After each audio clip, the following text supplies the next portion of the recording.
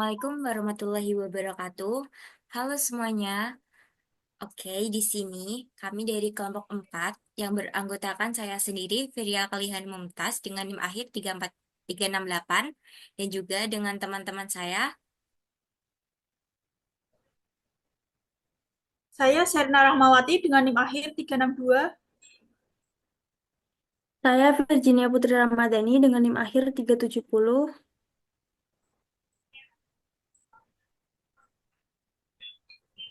Saya Lisda Nur Aini dengan NIM 0086. Saya Rizna Noviani dengan NIM akhir 192. Dan di sini kita akan mempresentasikan tentang ejaan dalam bahasa Indonesia. Dimulai dari subbab pertama yaitu pengertian ejaan. Untuk pengertian ejaan, menurut Kamus Besar Bahasa Indonesia (KBBI), ejaan adalah kaidah-kaidah cara menggambarkan bunyi-bunyi, kata, kalimat, dan sebagainya dalam bentuk tulisan, huruf-huruf, serta penggunaan tanda baca. Ejaan bisa diartikan sebagai pedoman atau tata cara untuk menulis suatu bahasa, baik yang mencakup lambang bunyi, penulisan kata, penulisan kalimat, maupun penggunaan tanda baca. Dalam ejaan tidak terdapat kaidah pemilihan kata atau penyusunan kalimat. Ejaan bahasa Indonesia harus diperhatikan setiap penulisan agar sesuai dengan kaidah yang berlaku, sehingga pesan yang disampaikan dapat dipahami dengan jelas dan tidak menimbulkan kesalahpahaman. Ejaan dalam bahasa Indonesia memiliki peran penting dalam menjaga kejelasan dan ketepatan komunikasi tertulis. Ketidaktepatan dalam ejaan dapat mengubah suatu makna kata atau kalimat yang pada akhirnya bisa menimbulkan kebingungan. Sebuah teks yang menggunakan ejaan yang benar mencerminkan keseriusan dan profesionalisme dalam menyampaikan informasi. Kemudian, ejaan mengalami perubahan dari waktu ke waktu. Perubahan dan penyempurnaan tersebut dilakukan oleh Badan Pengembangan dan Pembinaan Bahasa, Kementerian Pendidikan dan Kebudayaan. Usaha tersebut menghasilkan Peraturan dan Kebudayaan Nomor 50 Tahun 2015 tentang Pedoman Umum Ejaan Bahasa Indonesia. Dampak dari kemajuan ilmu pengetahuan teknologi dan seni menjadikan alasan utama terjadinya perubahan nama ejaan yang menyebabkan semakin luasnya penggunaan bahasa Indonesia dari berbagai aspek kehidupan seperti penggunaan huruf, kata, tanda baca, serta unsur serapan. Sejarah perubahan ini mencerminkan upaya untuk penyesuaian bahasa dengan perkembangan zaman serta kebutuhan komunikasi yang semakin luas dan kompleks. Berikut fase-fase perubahan ejaan bahasa Indonesia. Yang pertama, ejaan Van Ophuijsen 1901. Ejaan ini menggunakan bahasa Latin dan sistem ejaan bahasa Belanda yang diciptakan oleh Charles A. Van Ophuijsen, dibantu oleh Nawawi, Swetan, Makomoer, dan Mohtab Sultan Ibrahim.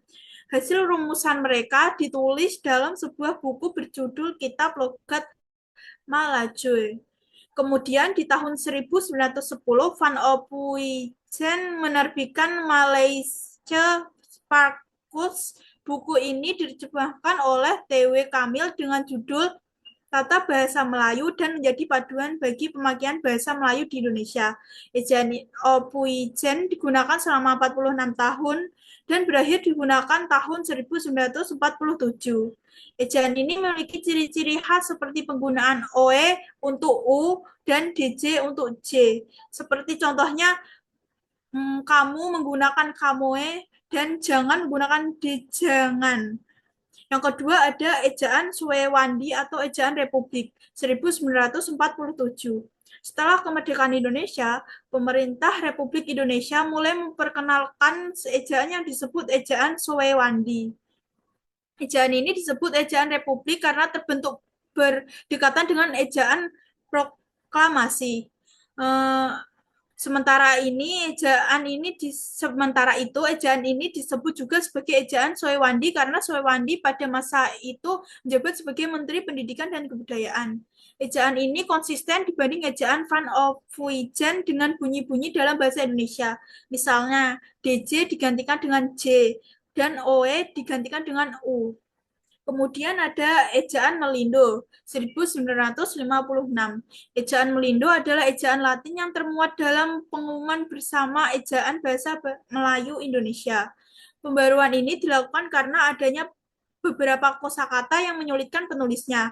Namun, penggunaan ejaan Melindo gagal diresmikan karena adanya konflik antara Malaysia dan Indonesia di tahun 1962. Kemudian ada ejaan LBK 1966. Pada awal Mei 1966, Lembaga Bahasa dan Kesusastraan LBK, sekarang Pusat Bahasa, kembali menyusun ejaan baru bahasa Indonesia. Pembaruan ini merupakan kelanjutan dari ejaan Melindo yang gagal diresmikan. Akan tetapi, hasil perubahan ini tetap mendapat pertentangan dari berbagai pihak, sehingga perlakuan ejaan ini kembali gagal. Kemudian yang kelima ada ejaan yang disempurnakan 1972. Pada tahun 1972, pemerintah Indonesia memperkenalkan ejaan yang disempurnakan yang lebih modern. Ejaan yang disempurnakan atau bisa disebut EYD disahkan dengan SK Menteri Pendidikan dan Kebudayaan tanggal 20 Mei 1972. Ejaan ini berlaku sejak 23 Mei 1972 sampai 2015.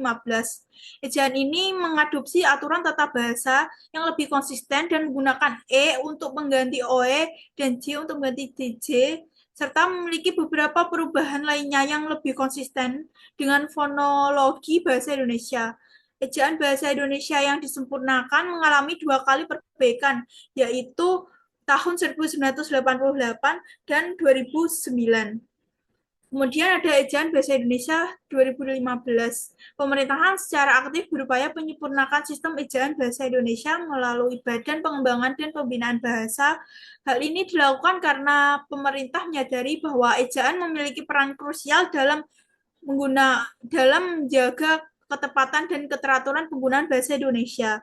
Ejaan bahasa Indonesia ini berlaku dari 2015 sampai 2016 sampai 2022 tanggal 26 November.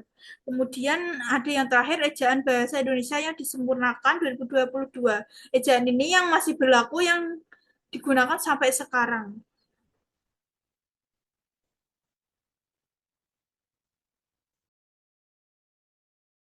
Baik, selanjutnya ada aspek-aspek ejaan bahasa Indonesia. Memahami aspek-aspek ejaan memberikan manfaat agar kita dapat berkomunikasi secara efektif dan sesuai dengan standar kebahasaan.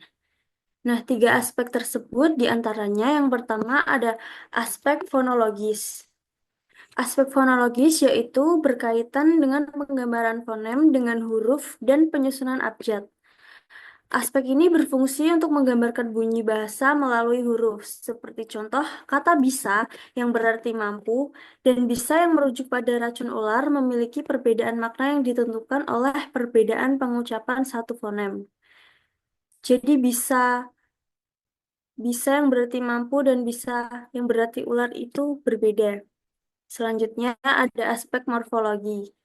Aspek morfologi yaitu cabang ilmu yang secara khusus mempelajari struktur kata, termasuk bagian-bagian yang disebut morfem, serta variasi dan cara penggabungannya. Unit terkecil dalam bahasa yang memiliki makna dan tidak dapat dipecah menjadi bagian yang lebih kecil tanpa kehilangan maknanya. Misalnya, kata tegak merupakan morfem karena tidak bisa dibagi lagi menjadi te dan ga atau tek dan a tanpa menghilangkan maknanya. Selanjutnya ada aspek sintaksis. Aspek sintaksis berkaitan dengan penanda ujaran tanda baca. Dalam studi sintaksis, terdapat beberapa satuan bahasa yang membentuk struktur sintaksis, yaitu frasa, klausa, kalimat, dan wacana. Selain itu, penting juga untuk memahami fungsi dan kategori sintaksis yang berperan dalam membangun struktur kalimat secara sistematis. Sebagai contoh, kalimat, Ibu membelikan adik baju baru di hari ulang tahun adik yang ke-10. Nah, secara sintaksis, kalimat tersebut terdiri atas kata benda ibu yang berperan sebagai subjek, Kemudian membelikan merupakan predikat berbentuk kata kerja, adik merupakan objek berbentuk kata benda, baju baru merupakan pelengkap yang berupa frasa nomina dan di merupakan keterangan berbentuk frasa. Next.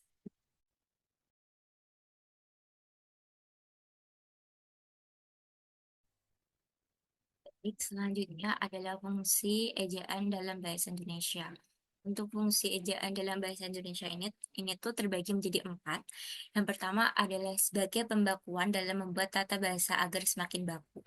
Nah, ejaan ini tuh membantu membentuk tata bahasa yang lebih terstruktur dan juga standar, sehingga aturan dalam bahasa Indonesia dapat digunakan secara konsisten dalam komunikasi tertulis. Dan dengan adanya pembakuan ini, kesalahan dalam penulisan dan juga pemahaman ini dapat diminimalkan. Lalu yang kedua adalah pemilihan kosakata dan istilah menjadi lebih baku. Nah, ejaan ini tuh membantu menentukan penggunaan kata dan istilah yang sesuai dengan kaidah bahasa Indonesia yang resmi. Hal ini penting agar bahasa yang digunakan itu tetap seragam dan juga mudah dipahami oleh semua orang, terutama dalam bidang akademik dan profesional. Yang ketiga adalah alat penyaring unsur-unsur bahasa dari luar ke dalam bahasa Indonesia tanpa menghilangkan makna aslinya. Dalam perkembangan bahasa, banyak istilah asing yang dapat diserap ke dalam bahasa Indonesia.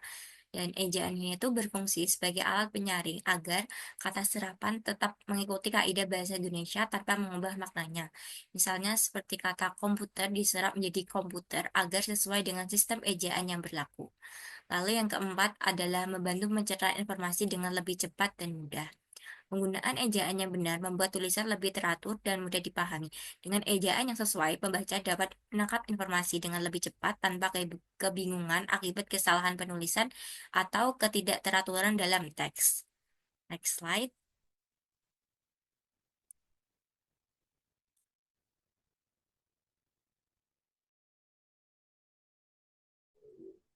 Selanjutnya yaitu pemakaian huruf ejaan.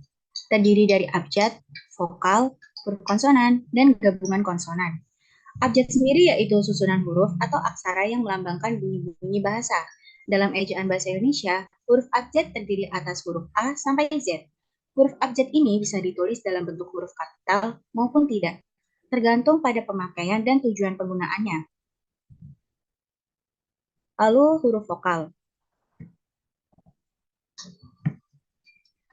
Huruf vokal sendiri yaitu suara yang dihasilkan dengan pita suara terbuka. Dalam ejaan bahasa Indonesia, huruf vokal terdiri atas huruf A, I, U, E, O. Sama seperti huruf abjad, huruf vokal juga bisa ditulis dalam huruf kapital atau tidak.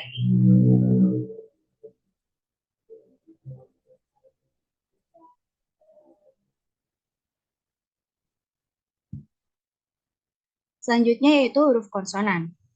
Huruf konsonan adalah huruf yang menyebabkan penyumbatan aliran udara pada saat menghafalkannya.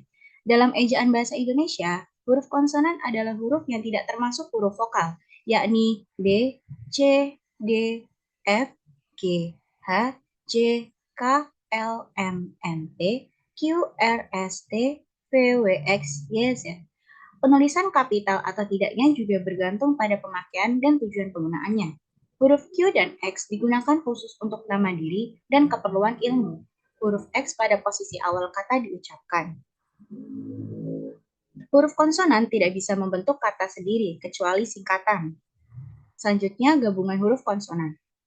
Gabungan huruf konsonan adalah huruf konsonan yang terdiri dari dua konsonan yang bergabung dan melambangkan satu bunyi konsonan. Dalam ejaan bahasa Indonesia, penulisan gabungan huruf konsonan berarti dua huruf konsonan dijadikan satu, seperti KH, NY, SY, NG. Contoh katanya, ikhtisar, nyata, syarat, dan ngarai. Keempat gabungan huruf tersebut dapat digunakan di awal kata, tengah kata, dan juga akhir kata.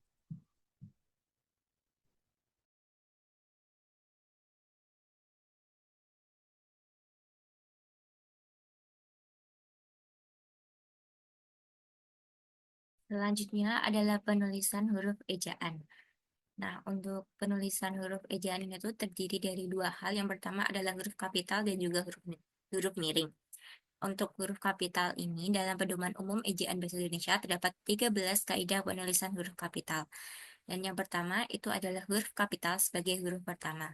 Huruf kapital dipakai sebagai huruf pertama kata pada awal kalimat. Contohnya itu seperti gajah sendiri adalah binatang pemakan tumbuhan, di mana huruf G pada kalimat gajah itu adalah huruf kapital. Lalu yang kedua adalah huruf kapital dipakai sebagai ungkapan yang berhubungan dengan nama Tuhan dan kitab suci termasuk kata ganti untuk Tuhan. Contohnya seperti Allah yang Maha Kuasa, Al-Quran, Islam, Alkitab, Injil, dan juga Kristen. Akan tetapi huruf kapital ini tuh tidak digunakan untuk menulis huruf pertama, yaitu kata-kata seperti imam, puasa, makmum, dan juga misa. Lalu yang ketiga adalah huruf kapital sebagai huruf pertama unsur nama orang dan juga julukan. Contohnya seperti Rama Anggraini, Helmi Veronaini, Dewi Ratnasari. Lalu untuk huruf kapital sebagai julukan itu ada kayak Dewa Perang, lalu Ayam Jago, Jagoan Kecil. Nah, namun huruf kapital tidak dipakai sebagai huruf pertama nama orang yang merupakan jenis atau satuan ukuran seperti 12 volt, ikan lele, dan juga 10 ampere.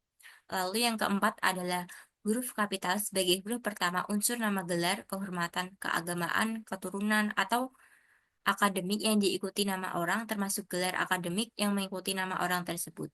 Contohnya seperti Sultan Hasanuddin, Nabi Ibrahim, Dr. Muhammad Hatta, Raden Ajeng Kartini. Akan tetapi, huruf kapital tidak dipakai sebagai nama gelar kehormatan, keagamaan, keturunan, atau akademik yang tidak diikuti nama orang, seperti ayahnya menunaikan ibadah haji. Lalu yang kelima adalah huruf kapital dipakai sebagai huruf pertama pada awal kalimat dalam petikan langsung. Misalnya seperti mereka berhasil juara 1 dalam pertandingan bola besar. Lalu yang keenam adalah huruf kapital dipakai sebagai huruf pertama unsur jabatan dan juga pangkat yang diikuti nama orang atau yang dipakai sebagai pengganti nama orang tertentu, nama instansi atau nama tempat.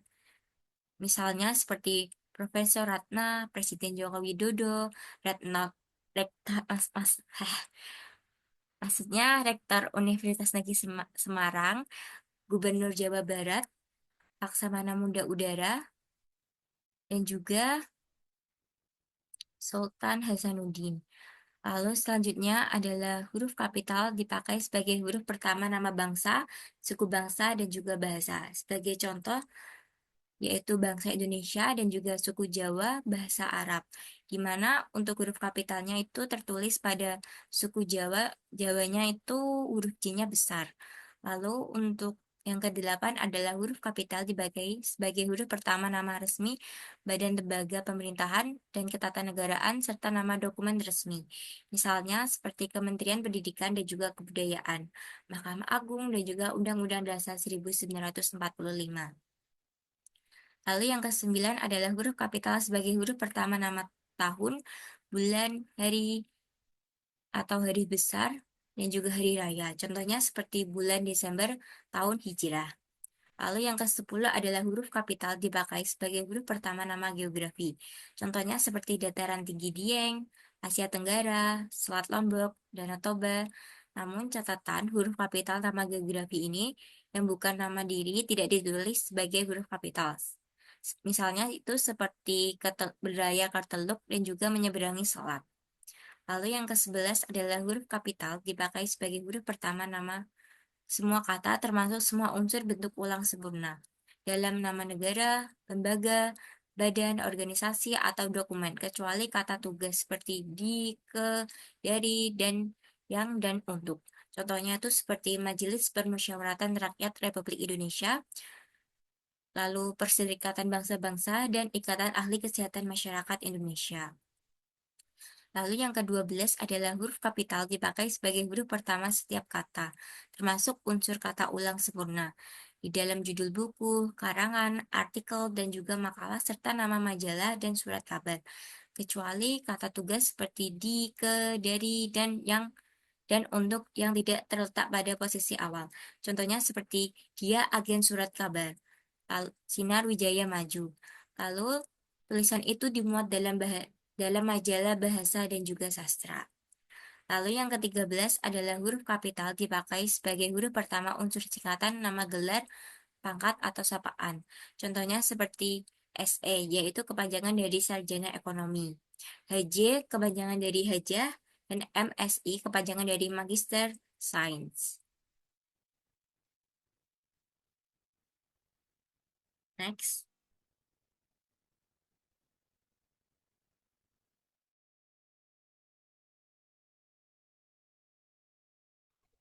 Next.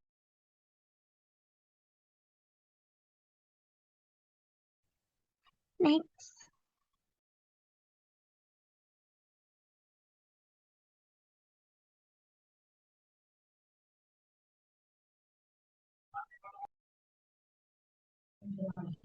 Pemakaian kata ejaan.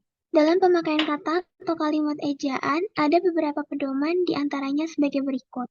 Yang pertama ada imbuhan. Contohnya seperti awalan, sisipan, atau akhiran. Ditulis serangkai dengan kata dasarnya juga. Yang kedua, huruf kapital yang digunakan di awal kalimat seperti petikan langsung.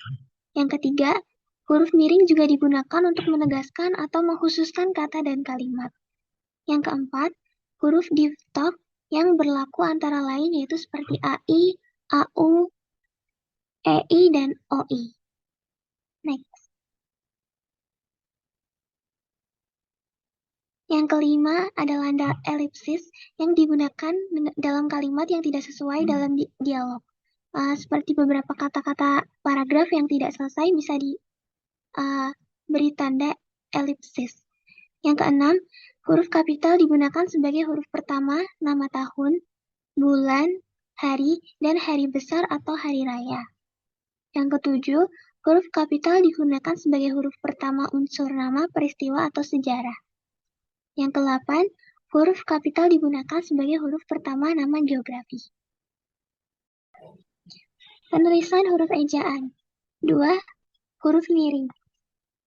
Penggunaan huruf miring pada ejaan bahasa Indonesia dapat digunakan untuk yang pertama, huruf miring dipakai untuk menuliskan judul buku, nama majalah, atau nama surat kabar yang dikutip dalam tulisan, termasuk dalam daftar pustaka.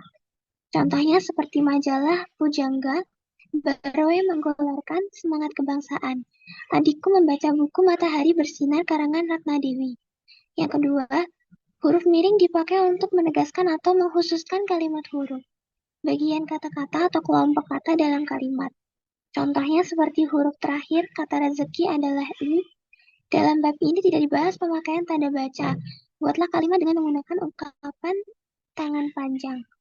Yang ketiga, huruf miring dipakai untuk menuliskan kata atau ungkapan dalam bahasa daerah atau bahasa asing. Contohnya seperti nama ilmiah buat kedondong ialah Spondys dulcius, ungkapan Bhinneka Tunggal Ika yang dijadikan semboyan negara Indonesia.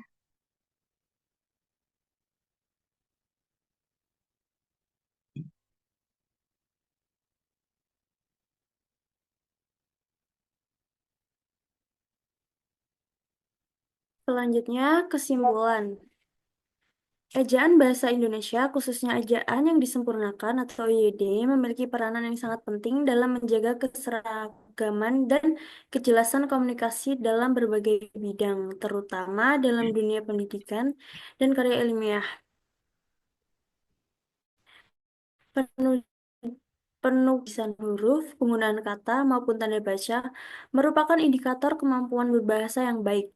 Dengan memperhatikan aspek-aspek ejaan yang mencakup berbagai aturan, maka akan memberikan manfaat efektif dalam memfasilitasi komunikasi yang jelas dan tepat sesuai dengan standar kebahasaan.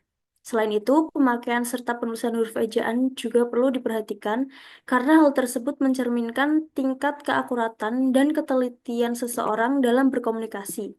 Dengan demikian, penguasaan ejaan yang benar bukan hanya penting untuk memenuhi kaidah bahasa, tetapi juga untuk menunjukkan rasa hormat terhadap pembaca dan juga meningkatkan mutu serta kredibilitas karya tulis yang dihasilkan.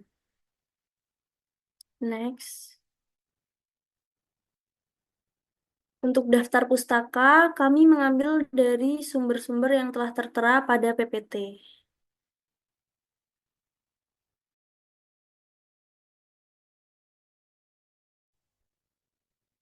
Sekian presentasi dari kelompok kami. Kami mohon maaf apabila